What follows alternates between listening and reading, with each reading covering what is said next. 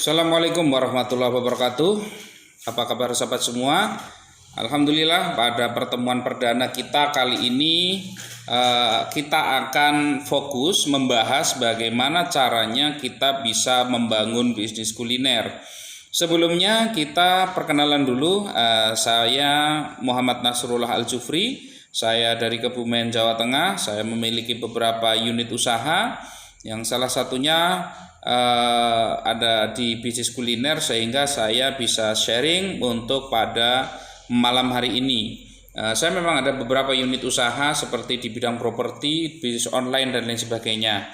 Nah, tetapi pada prinsipnya sebenarnya selama sekitar 17 atau hampir 18 tahun saya terjun di dunia bisnis, banyak hal yang saya pahami di mana sebenarnya kita di dalam mengelola bisnis, apapun bisnisnya itu ya, apapun bisnisnya, ternyata strateginya, caranya, manajemennya semuanya sama.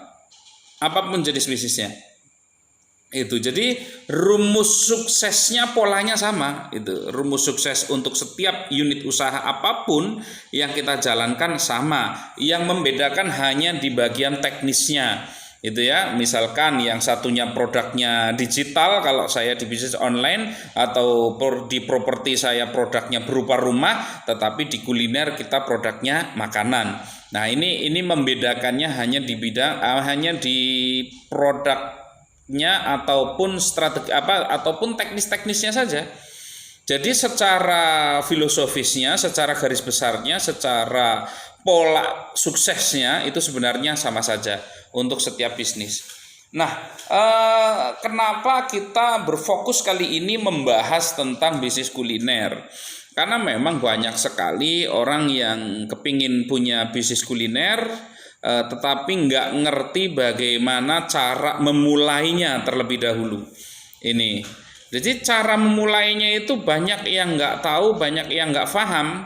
Sehingga akhirnya ya sudah, dipikirnya kalau yang namanya bisnis kuliner itu ya tinggal kalau bisa masak gitu ya, masaknya enak, sudah siap untuk jualan gitu.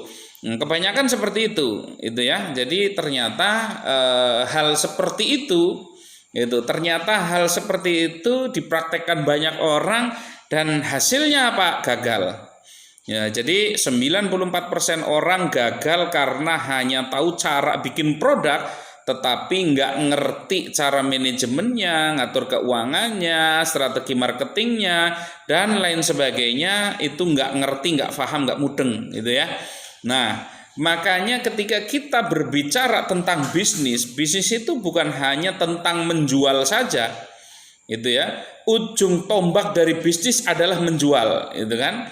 Tetapi prosesnya nggak cuma sekedar menjual. Sebelum kita jual, bagaimana membangun produk, bagaimana mengatur SOP, bagaimana mengatur ya kinerja karyawan, manajemen karyawan, bagaimana kita menyiapkan strategi marketing dan lain sebagainya. Itu semuanya adalah proses di dalam bisnis. Nah, sahabat-sahabat, jadi kita awalnya itu ingin sharing itu gini. Banyak pertanyaan, kenapa orang itu bisa masak tetapi kenyataannya dia nggak bisa bikin resto. Ini oke lah, mungkin ada yang bilang ya kan karena nggak punya modal. Oke, kalau memang nggak mampu bikin resto, kenapa nggak bisa bikin warung makan? Ya tapi modalnya juga masih cukup lumayan. Oke lah, kalau memang seperti itu, masa iya kemudian nggak bisa jualan sama sekali, jual di online lah atau apa, gitu kan? Ini kenyataannya, tetapi yang terjadi seperti itu. Walaupun pintar masak belum tentu bisa jualan. Apalagi bangun bisnis, karena berdagang dengan berbisnis sesuatu hal yang berbeda. Nah, bedanya di mana? Kalau berdagang ya sekedar kita bikin produk, promosikan, jual ke customer. Selesai sudah, itu namanya berdagang. Tetapi kalau berbisnis itu ada sistemnya, gitu ya. Jadi ada sistemnya, di mana ketika sistem ini berjalan, maka semuanya bisa walaupun ownernya itu nggak ngikut atau nggak ngawasi atau nggak terlibat secara langsung, itu bisa langsung berjalan semuanya itu. Nah, banyak orang bisa masak, nggak bisa bikin resto. Banyak orang bisa bikin roti yang enak, nggak bisa bikin toko roti. Banyak orang yang bisa potong rambut yang bagus, tapi nggak bisa bikin barbershop. Nah, ini adalah dasar pemikiran awal supaya kita itu paham bahwa yang namanya bisnis bukan sekedar hanya membuat produk. Nah, ini adalah awalannya. Nanti saya upload video berikutnya. Jadi saya akan terus upload. Tadinya saya mau bikin siaran langsung, tetapi ketika saya coba lakukan siaran langsung, ternyata kualitas videonya kurang bagus. Jadi saya putuskan pakai video saja.